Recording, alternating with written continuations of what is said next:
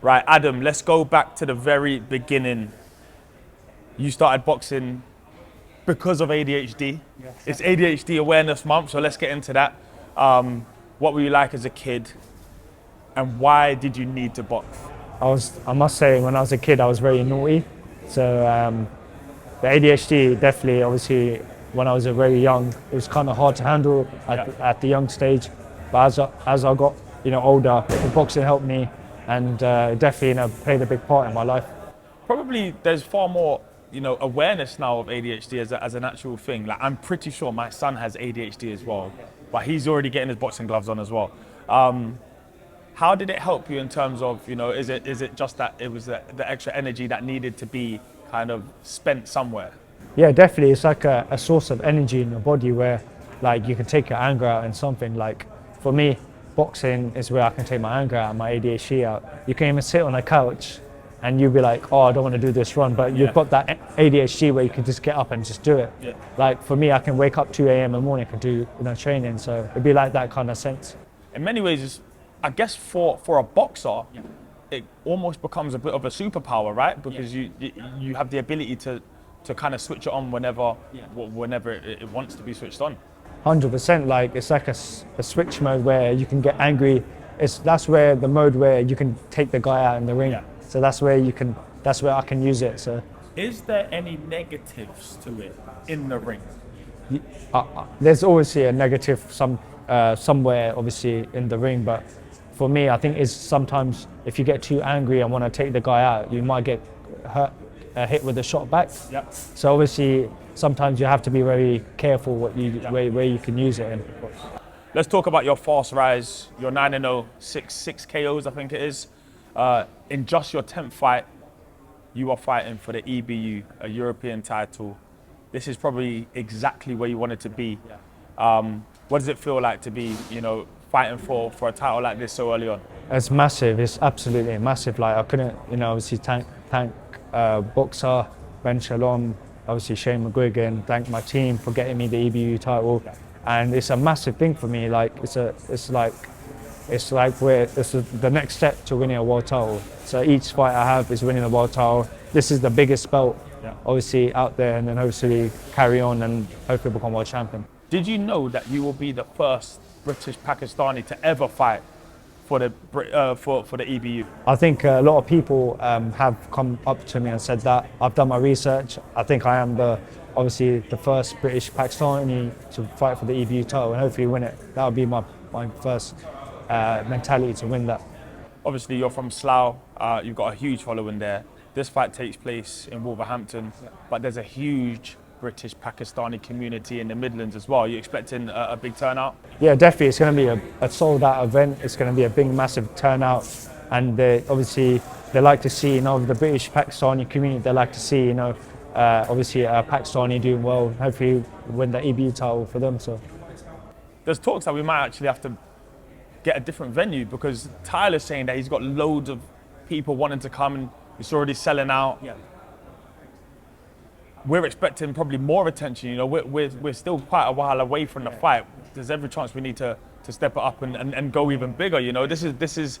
Would that be something that you would support? You would want? Yeah, 100%. If it's going to be sold out, then why not go for a bigger venue? The more people there, the more obviously energy and that the atmosphere is going to be brilliant. So today you got to have a first up and close look at your opponent. What did you make of him? Do you make anything of your opponents at these media workouts? I've been to, obviously in my 9 fights, I've been to so many workouts now. It's the same thing, you look at your opponent, they look at you, you're going to face off with them.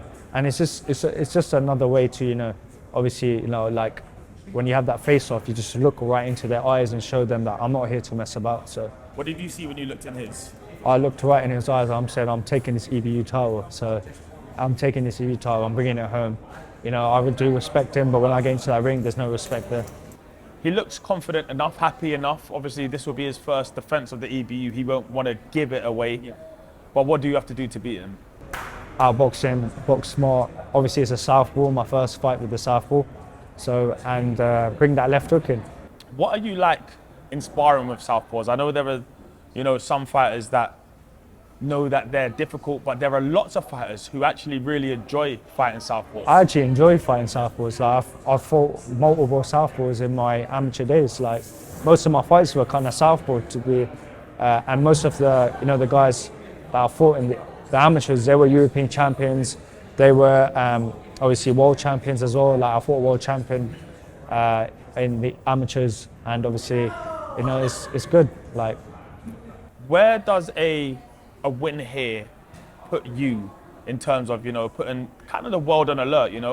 Everybody knows who Azim is. You're in a very popular division worldwide. What does this do? Does this send a message to the rest of the division? Yeah, 100%. Like obviously this EBU title is a big, massive belt, so it puts me right in the world rankings. When they see my name, they're like, who's this Azim kid? Like he's only had 10 fights, but he's already in hopefully top 10 in the world level or top 15. So it'd be amazing to put my name out there. So obviously not looking past the 18th of November, but if you had to create a roadmap for yourself, you've always said you wanted to be a world champion at 22.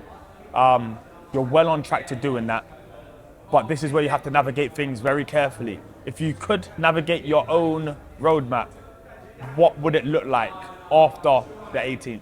18th, got the EBU title, couple of defenses, hopefully vacate that, then fight for eliminators, you know what I mean? Like fight for eliminators and hopefully work my way up, because once you got the EBU title, you have to work your way up, you can't go down. So in many ways, winning a European title puts you at past British level.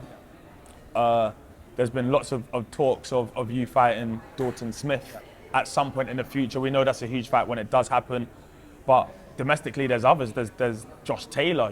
There's a lot of fighters in your division that are big domestic fights for you.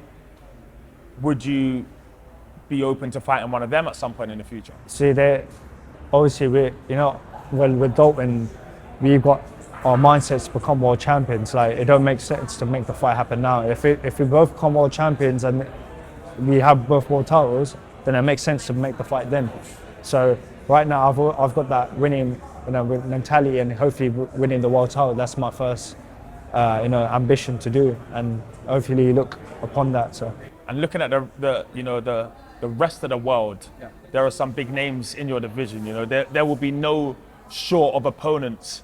There will be no shortage of opponents for you. We've got fighters like Haney, Kambosos.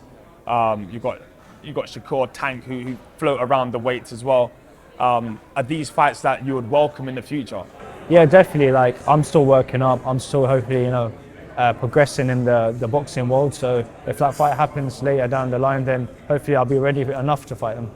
Give me a couple of fighters who you definitely would want to fight before your career's up. Before my career's I mean, half of those lot are probably not even born by now, because you're so young. You're going to be, hopefully dominating in the sport for so long. But if you were to say, there are, I don't know, there are some big names in your division. If you were to say, I've had 10 more fights, who would you want? Who do you definitely want to fight at some point in the future? I would love to fight Haney. I'd love to fight Shakur Stevenson, Javonte Davis, Ryan Garcia. Get that win back for Luke Campbell. So and probably George Gambosis and Tiafimo. Those are the 6 people. That's the big names. Those are the big names, and hopefully fighting even one of them is massive. So as far as let's talk about how far you can go. Shane McGuigan has already said, he backs you to be a world champion very easily. I think everybody who watches you fight knows that you have everything that it takes to be one. You're obviously very young, and super lightweight is where you're at for now. But do you see yourself going through the weights? Definitely. Like I think by 26, 27, I might be a welterweight, but it's still early days for me. I can make super lightweight easy. I could make lightweight, but I want to stay comfortable at a weight, so don't want to die myself to get down. So, but EBU title super lightweight is mine. So, finally, you're in a boxer stable and a gym stable with Shane McGuigan, where fighters are picking up world championships. You've got Caroline DeBoer, who just got her IBO. You've got Chris Billam Smith, who just won his world title as well. Does that fill you with confidence that you will be next in line? Yeah, definitely. Like all those people at the gym right now, like Ellie, Chris and Caroline, they're in that world class. I need to win the EBU title, hopefully become world champion. I'm part of that, that team. So November 18th, obviously we can't look past it. Yeah. What's your prediction? What happens? I think I could get him out early, I can get him out late, but I could say I'm definitely getting that knockout, probably late rounds, I reckon. Looking forward to it. I'll see you in fight week. Hope camp goes well. Thank you.